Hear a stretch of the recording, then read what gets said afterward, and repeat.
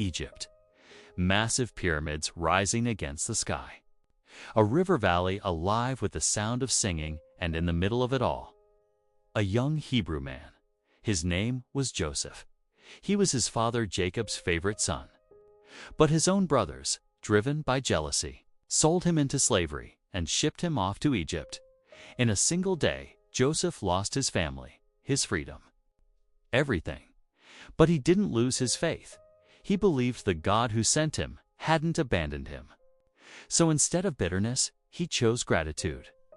Instead of giving up, he chose to work hard every single day. Joseph was sold into the household of Potiphar, one of Pharaoh's officials, the captain of the guard, a man of real power. At first, Joseph was given the lowest jobs, but he never did anything halfway. Whether he was dusting a shelf or setting a table, he did it with quiet integrity. Everywhere his hands touched, order followed. Everywhere he was put in charge, peace followed. Potiphar noticed, this young man is different. So he put Joseph in charge of everything he owned.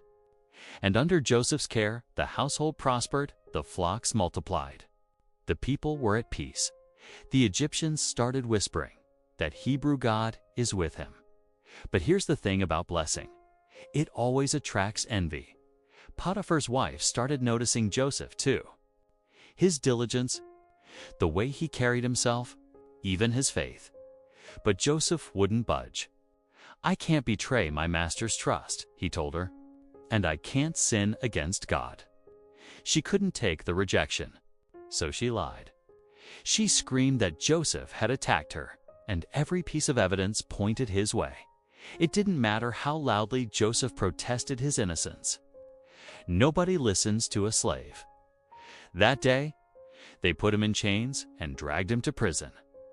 Deep down, Potiphar probably knew the truth. But pride and anger kept his mouth shut. Joseph's whole world had just collapsed. He was a prisoner now, and not a single person believed him. But even there, in that cell, Joseph didn't give up. He prayed quietly. God, I don't deserve this, but I still trust your plan. The prison was cold and dark. The groans of hopeless men echoed off the walls. But Joseph was different. He didn't complain. He just did the work in front of him, faithfully, quietly. He spoke kindly to exhausted prisoners. He lifted up the ones who'd given up, little by little. His words, his presence changed the air in that place. The warden took notice. This man shines, even in the dark. Eventually, he put Joseph in charge of running the prison. Joseph wasn't just a prisoner anymore. He was the one holding the place together. One day, two of Pharaoh's officials landed in that same prison, his cupbearer and his baker. Both of them had strange, troubling dreams. The same night, Joseph asked them quietly, "What did you dream? Don't interpretations belong to God?" They told him their dreams. Joseph prayed, and God gave him the answer. In 3 days, one man would be restored to his position. The other would be executed. Both happened exactly as Joseph said. Before the cupbearer left, Joseph asked him one thing: "When you're back in Pharaoh's court, please remember me."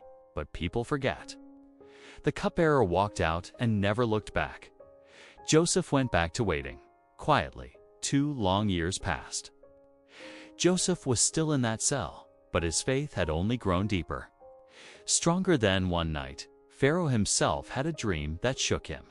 7 fat, healthy cows came up out of the Nile, and 7 starving, sickly cows swallowed them whole.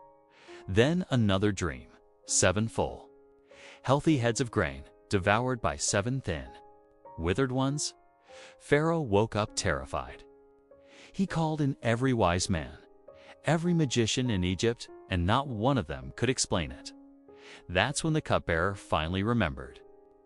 "My king, back when I was in prison, there was a young Hebrew man who read my dream perfectly."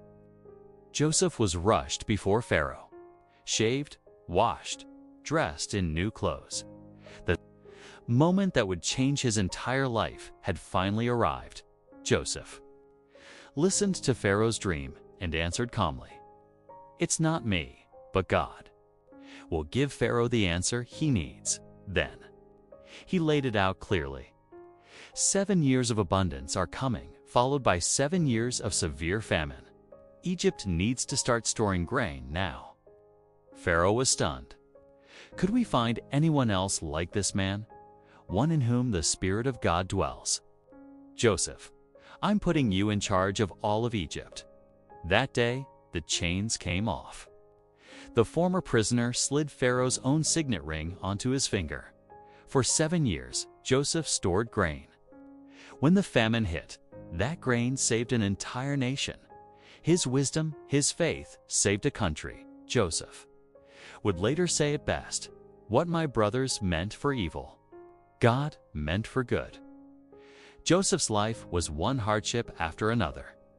But every single one of them was woven into something bigger, God's own plan. Prison couldn't contain him. Injustice couldn't break his faith.